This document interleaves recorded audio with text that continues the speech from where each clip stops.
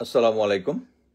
আমি এখন যেটা বর্ণনা করব সেটা হচ্ছে কালকে পিনাকিদা যে ভিডিওটা আপলোড করেছে, আশা করি আপনারা সেটা দেখেছেন। যদি না দেখেন তাহলে দেখে থাকবেন। এখানে যে জিনিসটা উনি বিস্তারিত বলেছেন, এই জিনিসটা আমার ভিউটা আমি একটু বলতে চাই। প্রথমত হচ্ছে যে আমরা সবাই জানি যে ইউনাইটেড নেশনস একটা বিস্তারিত ক্রাইম এগেনস্ট হিউম্যানিটি যেটা হয়েছে বাংলাদেশে শেখ হাসিনার আমলে, যেটা আমরা আগস্ট বা জুলাই আন্দোলন যেটা বলছি, সেই জিনিসটা একটা বিস্তারিত রিপোর্ট দিয়েছে। এবং আমরা এটাতে খুশি এই কারণে যেটা আন্তর্জাতিকভাবে স্বীকৃতি পেয়েছে, কারণ ইউনাইটেড নেশন এমন একটা এনটিটি যার নিরপেক্ষতা নিয়ে আমাদের কারো কোনো দ্বিমত নাই।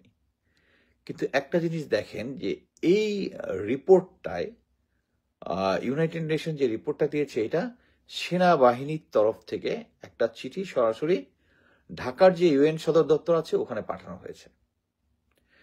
এবং বিভিন্ন যুক্তি তর্ক তুলে ধরা হয়েছে যে তারা তাদের ম্যান্ডেট অনুযায়ী কাজ করেছে এবং কাজগুলো সঠিকই ছিল।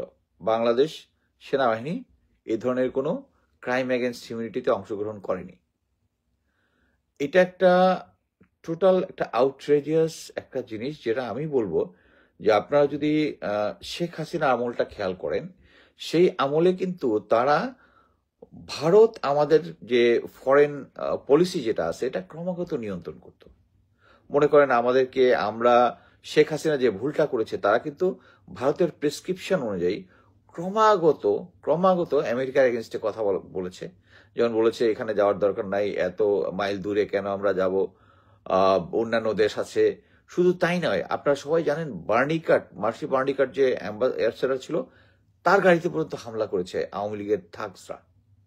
মানে এটা হচ্ছে যে কোনো কিছুই। আবার আমি এক্স্যাক্টলি ডেট টাইম মনে নাই, বাট এটুকু বলতে পারি যখন এটা সম্ভবত শেখ হাসিনার এইবার 2009 বা মানে এই পিলখানা হত্যাকাণ্ডের পর একবার যে ইউএন অ্যাসেম্বলি, যে জেনারেল সেক্রেটারি যে একটা মানে সিকিউরিটি কাউন্সিল যে অ্যাসেম্বলি হয়েছে, ওখানে গিয়ে শেখ হাসিনা বিবৃতি দিয়েছিল যে পাকিস্তানের এগেনস্টে, যে পাকিস্তান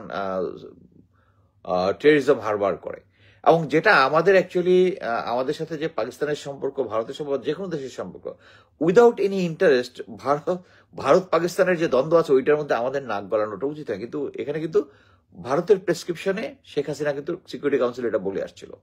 সেম জিনিস কিন্তু এখন হচ্ছে। এখন মনে করেন যে আপনারা কি দেখতেছেন যে বর্তমানে প্রফেসর ইউনূসের সরকার, এর সাথে কিন্তু ভারত কমফোর্টেবল না। আপনারা দেখেছেন উপেন্দ্র ত্রিবেদী যে আছে ভারতের সেনাপ্রধান, সে কিন্তু বলেছে যে নেক্সট যখন নির্বাচিত সরকার আসবে তাদের সাথে ভালো সম্পর্ক হবে।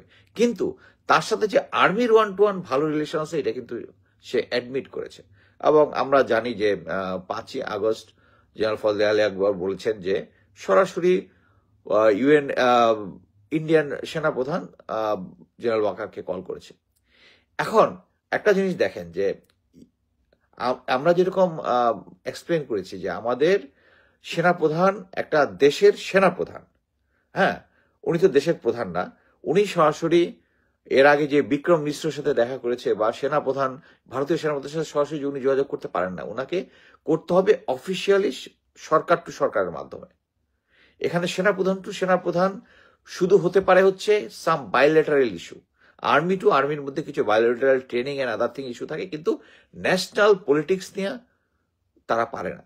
সেম হচ্ছে ইউএন। আপনারা জানেন যে ইউএন কিন্তু একটা এনটিটি, মানে হচ্ছে ইউএন কিন্তু একটা দেশের মতো। ইউএন এ যারা চাকরি করে তারা কিন্তু ইউএন এর পাসপোর্ট ইউজ করে। তারা কিন্তু মনে করেন যে একজন বাংলাদেশি যে ইউএন এ চাকরি করতেছে, হ্যাঁ, তারা কিন্তু ইউএন এর passport issue, it's like another country. এবং এখানে প্রফেসর, আমরা সবাই জানি যে প্রফেসর ইউনূস অ্যাকচুয়ালি এই ক্রাইম এগেন্স্ট হিউম্যানিটিটা ইনভেস্টিগেট করার জন্য ইউএন হেডকোয়ার্টার আগেই শেখ হাসিনা থাকার সময় উনি অ্যাপ্রোচ করেছিল এটা ইনভেস্টিগেট করার জন্য, রাজি হয় নাই। কিন্তু এই প্রফেসর ইউনূস এটা এনে ত্বরান্বিত করেছে জিনিসটা। এখন দেখেন প্রফেসর ইউনূস এনেছে এবং ইউএন এর মতো একটা নিরপেক্ষ বডি এসে ইনভেস্টিগেট করেছে, আর সেই ইনভেস্টিগেশনটা নালিফাই করতেছে কি আমাদের সেনাপ্রধান। এটা একটা অ্যাবসার্ড জিনিস না? এটা অ্যাবসার্ড জিনিসটা। উনার যদি কোনো বক্তব্য থাকে, এটা নিয়ে ইনভেস্টিগেশন থাকে, উনি পিনাকিদা এটা রাইটলি বলেছে যে উনার এটা পাঠানোর কথা হচ্ছে আর্ম ফোর্সেস ডিভিশনে। আর্ম ফোর্সেস ডিভিশনে এটার সত্যতা বা এটার যদি কমেন্ট থাকে এটা যাচাই করে তারপরে দিবে ডিফেন্স মিনিস্টার, ডিফেন্স মিনিস্টার দিবে সরকার কাছে। এখন উনি ভালো মতোই জানে যে প্রফেসর ইউনূসের সরকার উনার এই অ্যাসেসমেন্টটা মেনে নিবে না, সো উনি সরাসরি পাঠিয়ে দিয়েছে। এটা কিন্তু এর আগে বিক্রম মিশ্রের সাথে দেখা করা থেকে শুরু করে উনি যে রাওয়াতে যে যে একটা আউটরেজিয়াস একটা ভাষণ দিয়েছিলেন, এবং এইটার সাথে কিন্তু একই সূত্রে গাথা। আমি মনে করি যে এখন সরকারের সাথে ভারতের ভালো সম্পর্ক নেই। সরকারের সাথে ভালো সম্পর্ক এটা তা বিভিন্নভাবে তাদের ভারতের রাজনীতিবিদরা বিভিন্নভাবে মানে কথাবার্তায় বুঝিয়েছে। সেনাপ্রধান, ভারতীয় সেনাপ্রধান উপেন্দ্র ত্রিবেদীর কথাবার্তায় তো এটা খুব স্পষ্ট হয়েছে। এই মুহূর্তে এই ধরনের আন্তর্জাতিক একটা সংস্থার ইনভেস্টিগেশনকে নাল এন্ড ভয়েড করা, নিজে নিজে করে ওখানে পাঠিয়ে দেওয়া, এটার মানে হচ্ছে এটা ভারতের প্রেসক্রিপশনে উনি করেছেন। এখানে কোনো ডাউটের কোনো কিছু নাই। কারণ এখন আপনি দেখবেন যে ভারতীয় মিডিয়া এবং তাদের যে বিভিন্ন ধরনের আমি অলরেডি কয়েকটা ফেসবুক পেজে দেখেছি, ইউএন এর ইনভেস্টিগেশনকে তারা এখন নাল এন্ড ভয়েড করার চেষ্টা করতেছে, বেসড অন যে আর্মি থেকে এটাকে বলেছে যে এটা বিশ্বাসযোগ্য না, এবং তারা বিভিন্ন বিভিন্ন উদাহরণ দেওয়ার চেষ্টা করতেছে। তার উদাহরণ না, কোনো প্রমাণ ছাড়াই বলতে যাচ্ছে যে তারা তাদের ম্যান্ডেট অনুযায়ী কাজ করেছে, কিন্তু এর মধ্যে বলেই নেই যে জুলাই আগস্টে যে তারা যে ইনএইড অফ সিপিল পাওয়ারে গিয়েছিল, তাদের ইয়া ছিল কি, তাদের অপারেশনাল ম্যান্ডেট কি ছিল, এখানে যে অপারেশনাল অর্ডার ছিল ওখানে কি ছিল, বা তারা তো তখন বেসিসি পাওয়ার পায় নাই। এটা রাইটলি পিনাকিদা ক্লিয়ারলি একদম ক্রিস্টাল ক্লিয়ারলি বলে দিয়েছেন যে ম্যাজিস্ট্রেট যদি থেকে থাকে ওখানে যত জায়গায় ফায়ার হয়েছিল, অ্যাটলিস্ট 3 আগস্টের যে অফিসারদের সাথে ভাষণ, ওখানে তো আমার যদ্দূর মনে পড়ে 19,000 রাউন্ড লাইভ অ্যামিউনিশন ফায়ার হয়েছে দিয়েছিল, কোন জায়গায় এঙ্গেজ হয়েছিল। এটার পরে এই জিনিসগুলো সরাসরি ইউএন হেডকোয়ার্টারে পাঠিয়ে দেওয়া মানে হচ্ছে সরকারকে অবজ্ঞা করা। এবং এই উসিলাতে এখন ভারতীয় মিডিয়া এবং অন্যান্যরা দেখবেন এটা নিয়ে চিল্লাপাল্লা করতেছে কি, যে সেনাবাহিনী বলেছে যে ইউএন এর যে ইনভেস্টিগেশন এটা সহি হয় নাই। Very wrong. আমি মনে করি যে জেনারেল ওয়াকারের মানে অডাসিটি ধীরে ধীরে এমন পর্যায়ে চলে যাচ্ছে যেটা একসময় আমার মনে হয় একটা ফিউচারে এমন একটা ক্রাইসিস তৈরি করবে আমাদের কমান্ড স্ট্রাকচারে। এবং উনি যেটা এই যে বিক্রম মিশ্রের সাথে দেখা করা বা রাওয়াতে একটা ভাষণ দেওয়া, এটাই প্রমাণ করার চেষ্টা যে Bangladesh army is also a power holder, stake holder beside professor ইউনূসের সরকার। নাহলে এটার ওনার করার কোনো মানে সরাসরি ইউএন হেডকোয়ার্টারে চিঠিটা পাঠানো সরকারকে বাইপাস করে, এটা মানে আমি বলবো যে এই কজে professor Yunus should fire general Waker. Clear, উনি সরকারকে ক্লিয়ারলি আন্ডারমাইন করেছেন এটাতে। যে প্রফেসর ইউনূস এই ইনভেস্টিগেশনটা করিয়েছেন, হ্যাঁ, উনি এটা আন্ডারমাইন করেছেন। এবং এই ইনভেস্টিগেশনের এই রিপোর্টের উপর ভিত্তি করেই কিন্তু প্রফেসর ইউনূস বিভিন্ন জায়গায় বক্তৃতা দিচ্ছেন, আন্তর্জাতিক পর্যায়ে বলতেছেন যে এটা একটা গাজা হয়ে গিয়েছিল বাংলাদেশের সিচুয়েশন, শেখ হাসিনা যে সিচুয়েশনে নিয়ে গেছিল, এবং ওটাকে আন্ডারমাইন সরাসরি করতেছে জেনারেল ওয়াকার। এবং এটা ক্লিয়ারলি ভারতের প্রেসক্রিপশনে হচ্ছে। এবং যে একটু ন্যূনতম ডিপ্লোমেসি, মানে সরকার কিভাবে কাজ করে, আর্মি কিভাবে কাজ করে এটা বুঝে, তারাই কিন্তু এই জিনিসটা যে একটা মানে আউটরেজিয়াস অ্যাক্ট হয়েছে জেনারেল ওয়াকার, এটা বুঝবেন।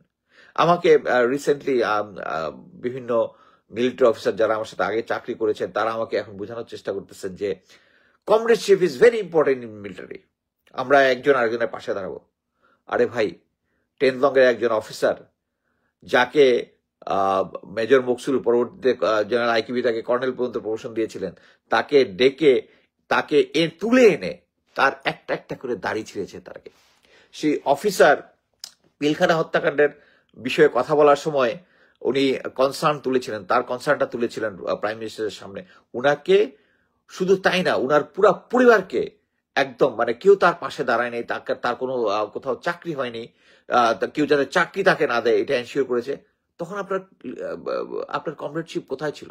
হ্যাঁ, এখন আপনি মানে মুখ দিয়ে খারাপ ভাষা চলে আসে, মানে পাবলিকে খারাপ কথাবার্তা বলতে চাই না, কিন্তু তখন আপনাদের কমরেডশিপ কোথায় ছিল? জেনারেল ব্রিগেডিয়ার জেনারেল কি বলে আজমি স্যারকে যখন করেছিল, হাসিন স্যারকে যখন অ্যাবডাক্ট করেছিল, যখন তাকে নিয়ে গেছে, তখন এই কমরেডশিপটা কোথায় ছিল? শুধু এই কজন না, আমি যে 3 জনের নাম মনে আসছে তাই বলছি, বাকিদেরটা যখন ছিল। এখন আপনি আসছেন, এখন জেনারেল ওয়াকার যতগুলা গুম খুনের সাথে জড়িত সবাইকে সেভ করতেছে। উনি 5 তারিখের পরে যখন জাতির উদ্দেশ্যে ভাষণ দিয়েছে তখন বলেছিলেন যে প্রত্যেকটার বিচার হবে। কোথায় বিচার হচ্ছে? 7 মাস হয়ে গেছে। এতদিন বলেছেন ধীরে ধীরে ধীরে ধীরে হবে, এখন তো ইটস ক্লিয়ার উনি বিচার করবেন না। সো এখন একটা জিনিস বুঝেন, আমি সেনাবাহিনীতে 28 বছর চাকরি করেছি, এবং আমার যদি বিএমএ থেকে শুরু করে বিভিন্ন জায়গায় দেখেন, কোনো এক সৈনিক অফিসার কেউ আমার কাছে হেল্প চেয়েছে, আমি গোয়েন্দা সংস্থায় চাকরি থাকাকালীন সময় আউটসাইড অনেক জায়গা থেকে অনেক ক্রাইসিস অনেক অফিসার ফেস করেছে, আমি চাকরির রিস্ক নিয়ে তাদেরকে হেল্প করেছি। চাকরির রিস্ক নিয়ে, যে আমি জানি যে এখানে যদি আমি হেল্প করতে চাই অফিসিয়ালি পারবো না, আমি তাদেরকে হেল্প করছি। এখন আমাকে প্রায় কমরেডশিপ শিখাইতে আসেন না সেনাবাহিনীর। I know what is কমরেডশিপ। এখন আমরা যেটা ক্লিয়ারলি আপনাদেরও বোঝা উচিত যে জেনারেল ওয়াকার যে কাজটা করেছে ইটস আউটরেজিয়াস, এবং উনি সঠিক লাইনে নাই।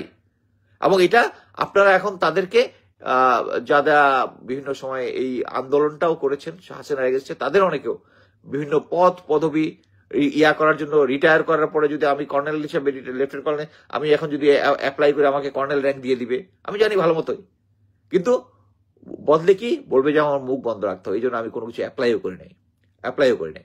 ওনারা জেনারেল ওয়াকার এইসব অফিসারদেরকে বিভিন্ন ডেকে বিভিন্ন জায়গায় কাউকে দিচ্ছে, আবার ওই যে বললাম যে দাড়ি টেনে ছিঁড়েছিল ওই অফিসার যে চাকরি গিয়েছিল, হ্যাঁ, ওই অফিসারকে কিন্তু জেনারেল ওয়াকার কিন্তু তার চাকরি করে নাই, নর্মাল রিটায়ারমেন্ট দেয় নাই, তাকে যে স্যাক করেছিল ওই অবস্থায় রেখেছে।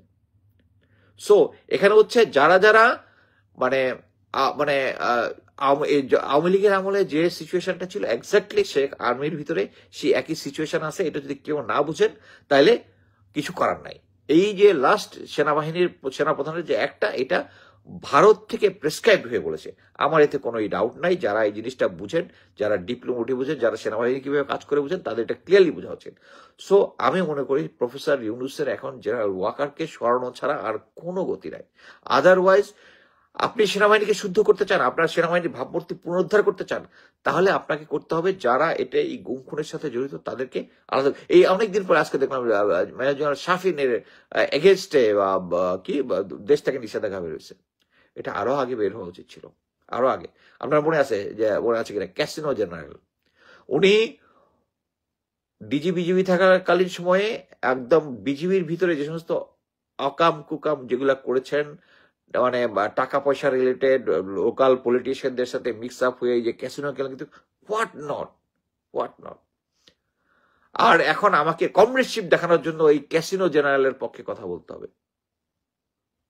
মাফ করে দেন, আমি এটার মধ্যে নাই। সো আমি যেটা মনে করতেছি, জেনারেল প্রফেসর ইউনূসের উচিত ইমিডিয়েটলি জেনারেল ওয়াকারকে না সরানো পর্যন্ত দেশের এই আন্ডার সিচুয়েশন ভালো হবে না। ধন্যবাদ।